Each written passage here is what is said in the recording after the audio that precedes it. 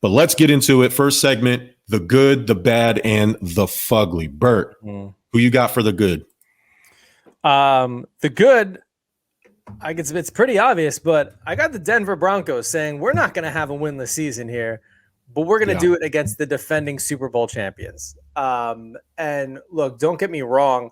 I very much understand that the Chiefs had an off game, but you have to understand how good this Broncos win is. And I just had it pulled up. I don't know what happened to it, but good enough to Russell Wilson, I think, threw like 170 or less than that and 3 TDs with barely any rushing help in itself.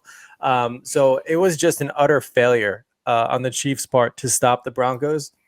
Yeah. And you have to say that's something good for them, to say the least. Yeah, mine's going to go to Will Levis and the Tennessee Titans. His first start, throws 4 touchdowns, revived DeAndre Hopkins' career. Yeah. And more importantly, his girl came crawling back. Cue the Kanye West Gold Digger song. She broke up with him when she realized that he wasn't going to start. And then all of a sudden he has a one magical game of really dominating performance by him. And here she comes crawling back. But in terms of his performance, you know, you kind of feel bad for like a Malik Willis, and Ryan Tannehill's never going to get his job back. No.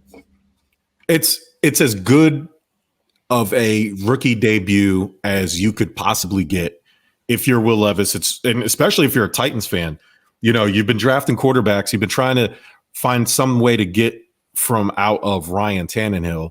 And, you know, you have this kid, and which was already a head scratcher because it was, you know, you just drafted Malik Willis, and he hasn't really gotten any opportunity, right? And then you draft him, and it's kind of like, what are we doing? We're just like, we're stockpiling these quarterbacks for what? It's like, we got to make something happen. And then here he comes, and he lights the world on fire. And I had his stats pulled up and I lost them, but I mean, it wasn't just like he was airing the ball out, and he made this back foot drop back pass opposite corner to DeAndre Hopkins, who was inexplicably wide open. And it wasn't the first pass. It was like the third touchdown pass. So it wasn't like the team it didn't catch anybody by surprise. You know, his passer rating was 100. He went 19 for 29, 238 with 4 touchdowns, 0 interceptions and turnovers. And you're right. When we're talking airing it out, he was airing the ball out. DeAndre Hopkins had 4 receptions with 128 and 3 touchdowns on the day. That is incredible. Super incredible. With 130.5 passer rating. Trevor Lawrence has never had that. Like, so if you want to kind of, it's the barometer, right? People have been hyping up Trevor Lawrence, and Trevor Lawrence has never had a day, you know, even though he's had some really good days. And obviously, you know, his team is winning their division, and I think they're like the 3rd or 4th best team in the AFC in terms of record and how all those things go. But, you know, to watch Will Levis and just how happy he was and how he kind of invigorated that team. You know, he's a baller, man. That's just what it is. And jacked too, man. Super jacked. I was shocked to see how big he was in terms of, you know, you see these like kind of doughy quarterbacks, and you're kind of wondering, hey, how is Tom Brady this good? Like, he doesn't look like a specimen. And Peyton Manning, Drew Brees, guys like that. And then you see Will Levis, who's like Jack, like he's like if Tim Tebow was good. Like that's what it reminded me of. So shout out to him. All right. Who is your bad? Bad, man. I got to go with the 49ers. This is now 3 in a row. Thankfully, they're heading into a bye week. And from what we'll talk about too in the trade deadline, beefing up a little bit from a defense standpoint. But what's more alarming here is a lot of people want to sit there and immediately point to the offense and Brock Purdy. It's not Brock Purdy. Brock Purdy is still overperforming like he is. I don't know what it is on this 3 weeks, like just spiral that they've been in. I know last week we're sitting here saying, don't hit the panic button yet. Don't hit the panic button yet.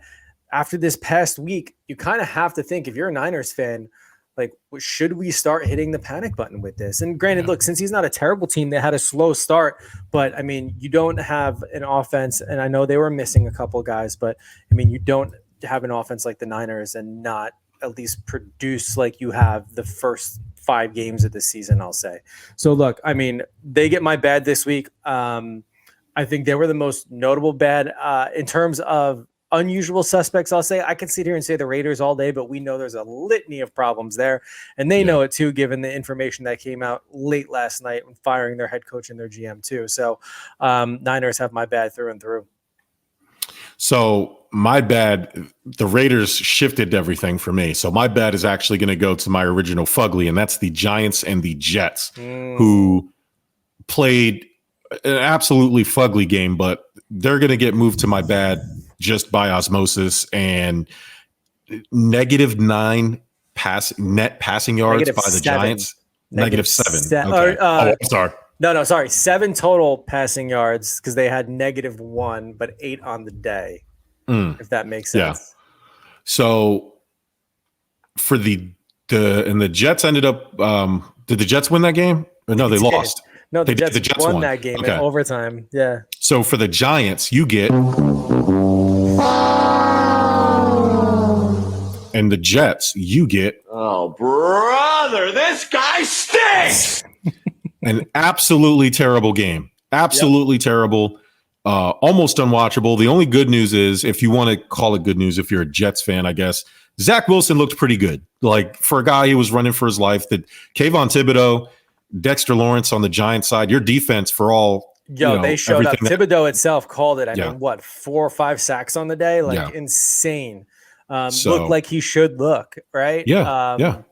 But yeah, look, Zach Wilson was 17 for 36. So, like, when we say he looked good for Zach Wilson. Let's not. Yeah. I can't imagine anybody leaving that stadium, whether you were in green or you were in blue, going, that was a great win.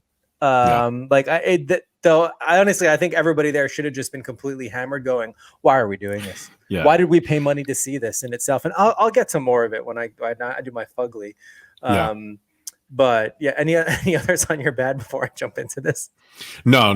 It's really just, it was like an almost unwatchable game, 10-10 going into overtime. And yes, when you say Zach Wilson looked good, I'm talking about in terms of having the poise to kind of pull out that victory, that those types of ugly wins that we tend to give the good quarterbacks credit for, because every once in a while they happen. The problem is the Jets and the Giants have just been a dumpster fire all year.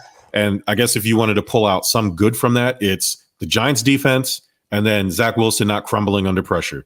Yeah. Regardless of how well the teams are performing or not, it's those little things are what you can build on.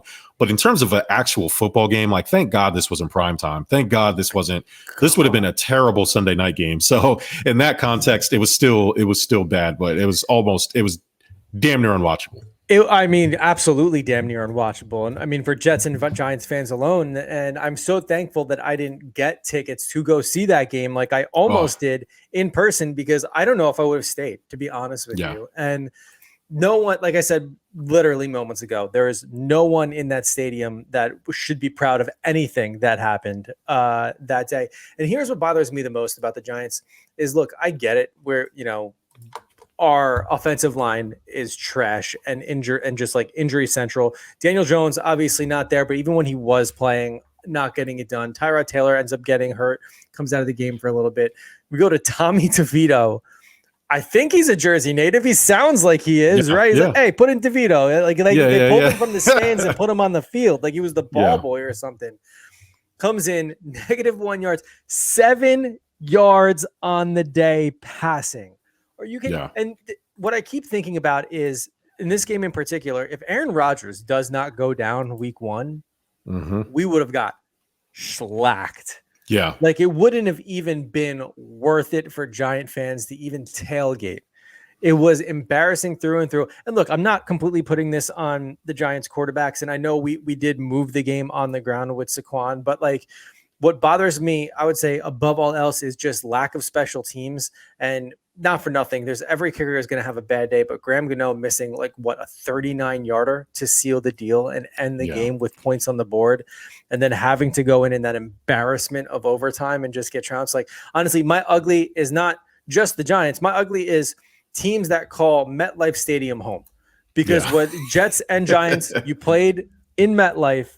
I think the Jets were the away team, but like, no one should be happy playing there for many reasons. Because both teams played an abysmal game and it was hard to watch 100%. All right. Give us the Fugly. Oh, that was my Fugly. Oh, I'm sorry. That's right. Yeah, That was your Fugly. Your Sorry. Fugly. Yes. My Fugly. I'm sorry. I'm sitting here trying to pull up stats and stuff. Yeah, Jets and Giants definitely qualify. They were my Fugly too. Don't get it twisted. And it made way for this team, the Las Vegas Raiders. Everything about it up until last night, because the Niners were my bad. The Jets and Giants were my Fugly, just like yours. But the Raiders, that whole situation is ridiculous. And here's why it's my Fugly, because it's not that they just lost the game and they were bad and Davante Adams is just miserable and he clearly wants to leave and they just for some reason won't let him. But then 24 hours later, not even after the deadline, you fire the coach, the GM, and the offensive coordinator. So what the hell are you doing? Why would you not trade? And so you're starting over anyway. You have Antonio Pierce, shout out to him, Compton born and raised. So he is a Raider, and maybe they're hoping for like the Dan Campbell effect, where the fact that he's from there, understands the culture, understands the team and the people and the fans, he can kind of resonate. But that type of thing is going to take time, and they have nothing going on because of Josh McDaniels. Again, we talked about this before. Just because you're a good coordinator or just because you're a good salesman doesn't mean you're a good sales manager. So just because you're a good offensive coordinator, which I think everybody can pretty much agree that Josh McDaniels is a good offensive coordinator, but he's 14-33 as a head coach between his Denver jobs and now. So clearly he's one of the worst coaches of all time. So now what do? You have Antonio Pierce. You have Kelly, I think is his name. As the interim GM. Yep. You have a bunch of players who don't want to be there. So why would you not? You didn't just wake up after the trade deadline and decide you're going to fire the coach, the GM, and the offensive coordinator. That couldn't have happened on a whim. And maybe it's Mark Davis, so maybe it could have. But it's just odd. Like, what are you keeping them around for, Bert? So I know the players don't want to be there, but that was under old regime. And now, I mean, especially with Antonio Pierce, who's played the game, who's won a Super Bowl, who's been there before, maybe this is what they need. Maybe finally, and maybe Antonio Pierce is going to run it the way he thinks it should be done without Josh McDaniel, and with like just basically cleansing the locker room of whatever that ick was, getting it out of there and doing it for the players. And maybe this does turn around. Maybe they make the right moves and move forward from this whatever cloud that has been hanging over the Raiders organization for the past however many years. Now they're not going to deal Adams. They're not. I mean, everything is staying put as of right now, with the exception of the coaching staff. So how do they move forward? They play football. That's it. You get back to basics. You have Antonio Pierce tell the guys this is what it takes to get it done, and you show up on Sunday and you show the world why you're way better off without Josh McDaniel. That's it. So it's funny because now you talk about next steps, and we're not going to get into it today, but John Harbaugh might be a name to keep an eye out for. It was already thrown out there for sure. But if I'm the Raiders, I'm absolutely, after the season's over, and it's weird because they're 3-5, right? And then I think they have your Giants next, and so or they have one of the, I think a team that they could beat, and then you end up at. It's the Giants. Yeah, the Giants on Sunday. So, and again, and I know that's your team, but I don't think you'd be shocked if the Raiders won. That puts you at 4-5, not out of it, not terrible, but just what Josh McDaniels has done has nuked anything that team. Nobody respects him. Nobody likes him. So, hey, does firing these people that the teams didn't like help? Jimmy G, our guy's getting benched. Sad to see, but he hasn't been playing well. Is that all offensive line? Is that Jimmy G? A mixture of both? Well, we're going to find out. But you have Aiden O'Connell, who you just drafted. You got to see what he got. But if I'm the Raiders, Bert, forget Jim Harbaugh, okay? I'm telling my fans, this full Philadelphia 76ers mode. Hey, we're tanking. Okay. We got to get all these bad picks or all these bad contracts off the books. They don't come off until 2026. So we're going to be bad until 2026. We're going to trade Davante Adams. We're going to trade Josh Jacobs. We're going to trade Max Crosby and anybody else, Marcus Peters, anybody else who has a name that teams are willing to give up picks for. And we're going to stockpile these picks. We're going to draft Shedeur Sanders, and we're going to hire his daddy. And that's how we're going to sell tickets at the Black Hole. or at the Death Star is what they're calling it now. Ooh. But bring in the Sanderses to the Las Vegas Raiders. Hey, we're going to suck in 2024 and 25.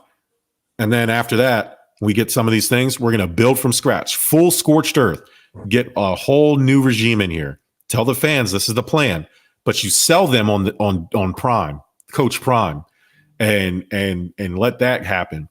That's what I would do if I'm the Raiders, because it makes sense. But do you want to take that chance? Like, and we've seen so many good. I mean, talking strictly on Shedeur, we've seen so many good quarterbacks before make that jump and just fail. But that's the thing. He's going to fail.